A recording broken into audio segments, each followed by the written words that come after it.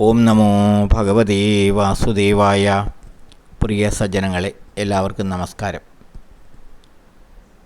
സത്സംഗവേദിയിൽ നമ്മൾ ശ്രീമദ് ഭഗവത്ഗീതയിലെ 5-ാം അധ്യായമായ കർമ്മസന്യാസ യോഗത്തിലെ 9 ശ്ലോകങ്ങളാണ് പൂർത്തിയാക്കിയത്.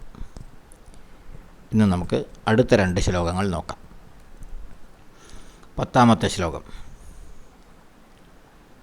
ബ്രഹ്മണ്യാധായ കർമാണി സംഗം ത്യക്ത്വാ കരോതി യഃ ലിപ്യതേ ന സ പാപേന പത്മപത്രമിവാംഭസാ.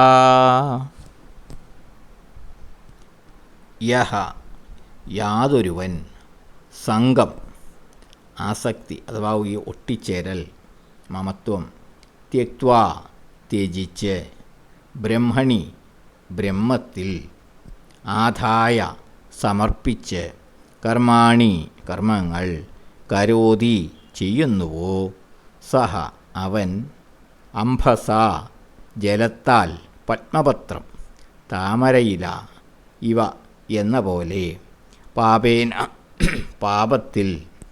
പാപത്താൽ, ന ലിപ്യതേ ബാധിക്കപ്പെടുന്നില്ല അഥവാ മലിനപ്പെടുന്നില്ല. യാതൊരുവൻ ആസക്തി ത്യജിച്ച് യാതൊരുവൻ സംഗം അഥവാ ആസക്തി ത്യജിച്ച് ബ്രഹ്മത്തിൽ സ്വയം സമർപ്പിച്ച് കർമ്മങ്ങൾ ചെയ്യുന്നുവോ, അവൻ ജലത്താൽ താമരയില എന്ന പോലെ പാപത്താൽ ബാധിക്കപ്പെടുന്നില്ല അഥവാ മലിനമാക്കപ്പെടുന്നില്ല.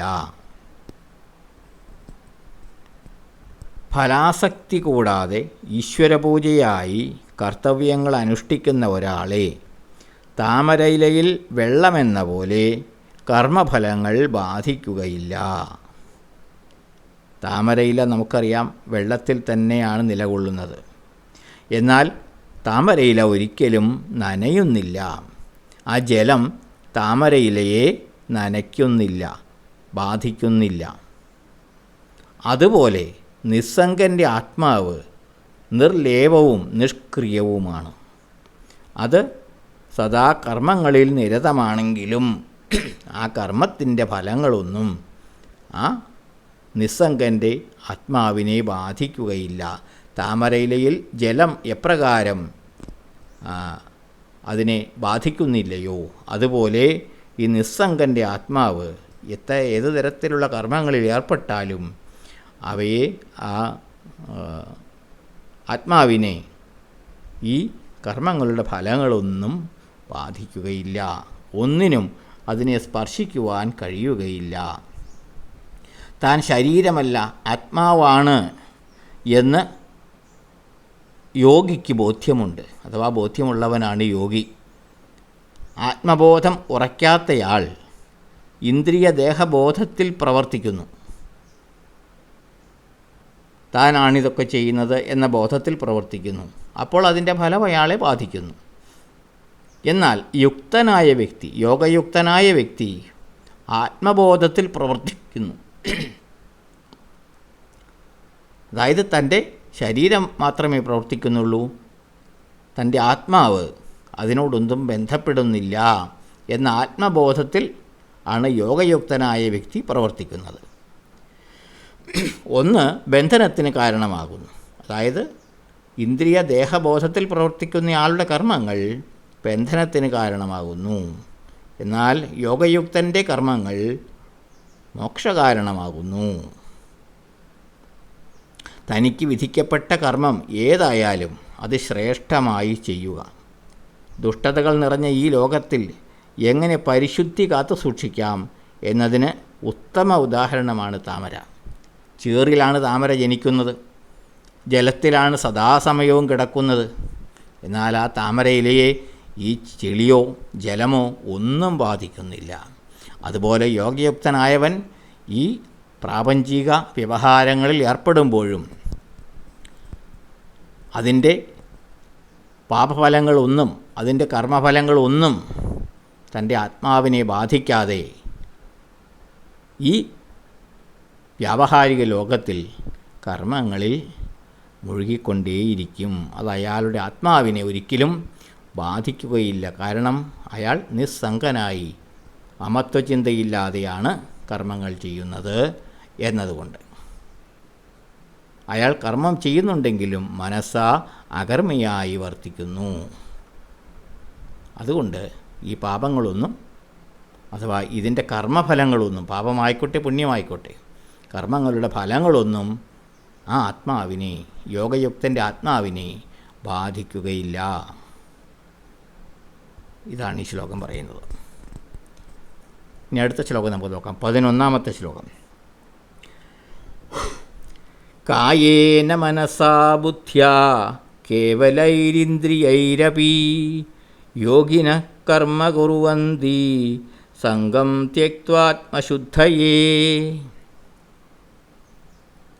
കായേന, കായം കൊണ്ട്, അതായത് ശരീരം കൊണ്ടും, മനസ്സ, മനസ്സുകൊണ്ടും, ബുദ്ധ്യാ, ബുദ്ധി കൊണ്ടും, കേവലൈർ ഇന്ദ്രിയൈരപി, ഇന്ദ്രിയങ്ങൾ മാത്രം കൊണ്ടും, ആത്മശുദ്ധയെ, ആത്മശുദ്ധിക്ക് വേണ്ടി, യോഗിനഃ, യോഗികൾ, സംഗം ത്യക്ത്വാ, സംഘത്തെ ത്യജിച്ച് നിസ്സംഗരായി, കർമ്മ കുർവന്തി, കർമ്മങ്ങളിൽ ഏർപ്പെടുന്നു. കാണുക, കേൾക്കുക തുടങ്ങിയ ശാരീരിക കർമ്മങ്ങൾ മാത്രമല്ല, സ്വാധ്യായ, മനന, ധ്യാനാദികളായ മാനസികവും ബൗദ്ധികവുമായ കർമ്മങ്ങളും നിസ്സംഗതയോടെ തന്നെ യോഗികൾ അനുഷ്ഠിക്കുന്നു. അപ്പോൾ ഭൗതികമായ കാര്യങ്ങൾ, ഇന്ദ്രിയബദ്ധമായ കാര്യങ്ങൾ മാത്രമല്ല, മാനസിക വ്യാപാരങ്ങളായ സ്വാധ്യായം, മനനം, ധ്യാനം ഇത്യാദികളായ കർമ്മങ്ങളും അതും നിസ്സംഗതയോടെ തന്നെ യോഗികൾ അനുഷ്ഠിക്കുന്നു. അവരുടെ കർമ്മങ്ങളെല്ലാം നിസ്സംഗതയോടെയാണ്. അനാസക്തമായി അനുഷ്ഠിക്കുന്നതിനാൽ ശാരീരിക കർമ്മങ്ങൾ പോലെ തന്നെ മാനസിക ബൗദ്ധിക കർമ്മങ്ങളും അയാൾക്ക് ബന്ധഹേതുകമാകുന്നില്ല. നമ്മൾ ആദ്യത്തെ ശ്ലോകത്തിൽ പറഞ്ഞത് ഭൗതിക കർമ്മങ്ങളെ പറ്റിയാണ്, ശരീരം കൊണ്ട്, ഇന്ദ്രിയങ്ങൾ കൊണ്ട് ചെയ്യുന്ന കർമ്മങ്ങളെ പറ്റിയാണ്. രണ്ടാമത്തെ ശ്ലോകത്തിൽ പറയുന്നത് അതുമാത്രമല്ല, മനസ്സുകൊണ്ട് ചെയ്യുന്ന കർമ്മങ്ങൾ പോലും അയാൾ നിസ്സംഗനായി അനുഷ്ഠിക്കുന്നത് കൊണ്ട് അതും അയാൾക്ക് ബന്ധഹേതുകമാകുന്നില്ല എന്നാണ്.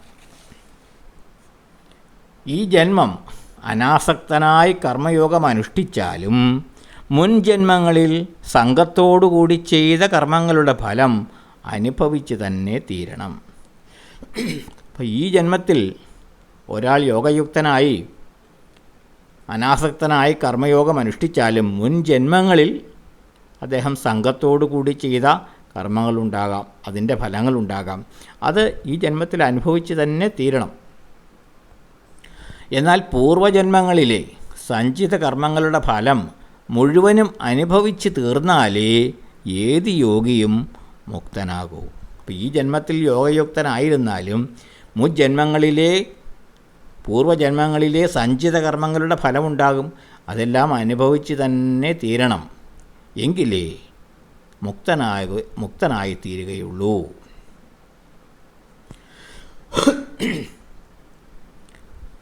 ഒരു ജന്മം മുഴുവനും കർമ്മയോഗിയായി നിസ്സംഗനായി ജീവിച്ച പരമഹംസർ നമുക്കറിയാം. ശ്രീരാമകൃഷ്ണദേവൻ തൊണ്ടയിൽ അർബുദം ബാധിച്ച് പീഡിതനായി യാതന അനുഭവിച്ച് ആണ് മരണപ്പെടുന്നത് നമുക്കറിയാം. അദ്ദേഹം ജീവിതം മുഴുവനും യോഗയുക്തനായിരുന്നു. ഈ ജന്മം മുഴുവനും കർമ്മയോഗിയായിരുന്നു, നിസ്സംഗനായിരുന്നു. പക്ഷെ അദ്ദേഹത്തിന് എത്ര വലിയ ഒരു അസുഖമാണ് അന്ത്യകാലത്ത് വന്ന് ഭവിച്ചത്. അതെന്താണ്? അത് സഞ്ചിത കർമ്മഫലമാണ്. അത് അനുഭവിച്ച് തന്നെ തീരണം. അതാണ് ഈ ജന്മം യോഗയുക്തനായാലും മുജ്ജന്മങ്ങളിൽ സംഘത്തോടുകൂടി ചെയ്ത കർമ്മഫലങ്ങൾ അനുഭവിച്ച് തീരണം. അത് ഈ ജന്മം അനുഭവിച്ച് തീർന്നില്ലെങ്കിൽ വീണ്ടും ജന്മമെടുക്കേണ്ടി വരും. പലപ്പോഴും ഒരു ജന്മം കൊണ്ട് സഞ്ചിത കർമ്മഫലം മുഴുവൻ അനുഭവിച്ച് മുക്തി നേടാൻ സാധിച്ചെന്ന് വരില്ല. മുക്തി സിദ്ധിക്കുന്നത് വരെയും ഈ യോഗം തുടരേണ്ടതുണ്ട്. അതാണ് ഈ ശ്ലോകം പറയുന്നത്. അപ്പോൾ നമ്മളെ ഗുരുവര്യന്മാരായ വിവേകാനന്ദ സ്വാമികൾ, ശ്രീനാരായണ ഗുരുദേവൻ, ചട്ടമ്പി സ്വാമികൾ, അതുപോലെ തന്നെ ഭൗതികമായ ലോകത്തിൽ മഹാത്മാഗാന്ധി തുടങ്ങിയ യോഗിവര്യൻ, അദ്ദേഹവും യോഗിവര്യൻ തന്നെയായിരുന്നു. അങ്ങനെയുള്ള യോഗിവര്യന്മാരെല്ലാം ഇത്തരത്തിൽ നിസ്സംഗതയോടെ കർമ്മങ്ങൾ ചെയ്ത വ്യക്തികളാണ്. അവർ ശാരീരികവും മാനസികവുമായ കർമ്മങ്ങളെല്ലാം നിസ്സംഗതയോടെ അനുഷ്ഠിച്ചവരാണ്. അതുകൊണ്ടാണ് അവരൊക്കെ മഹത്തുക്കളായി മാറുന്നത്. അവരുടെ കർമ്മങ്ങൾ നിഷ്കാമവും അനാസക്തവും ലോകഹിതാർത്ഥവുമായിരുന്നു. അപ്പോൾ എല്ലാവരും അത്തരത്തിൽ ലോകഹിതാർത്ഥമായി, നിഷ്കാമമായി, അനാസക്തമായി കർമ്മങ്ങൾ അനുഷ്ഠിച്ചാൽ ലോകസംഗ്രഹത്തിന് അത് കാരണമാകും. ആ ജീവാത്മാവിൻ്റെ മുക്തിക്കും അത് കാരണമാകും. അതുകൊണ്ട് അത്തരത്തിൽ കർമ്മങ്ങൾ ചെയ്യണം. അനാസക്തമായി നിസ്സംഗതയോടെ മനസ്സുകൊണ്ടും ശരീരം കൊണ്ടും കർമ്മങ്ങളിൽ ഏർപ്പെടുവാനാണ് ഈ ശ്ലോകത്തിലൂടെയും ഭഗവാൻ ആവശ്യപ്പെടുന്നത്. അടുത്ത ശ്ലോകം നമുക്ക് അടുത്ത ദിവസം നോക്കാം. എല്ലാവർക്കും നന്ദി, നമസ്കാരം. ഓം നമോ ഭഗവതേ വാസുദേവായ.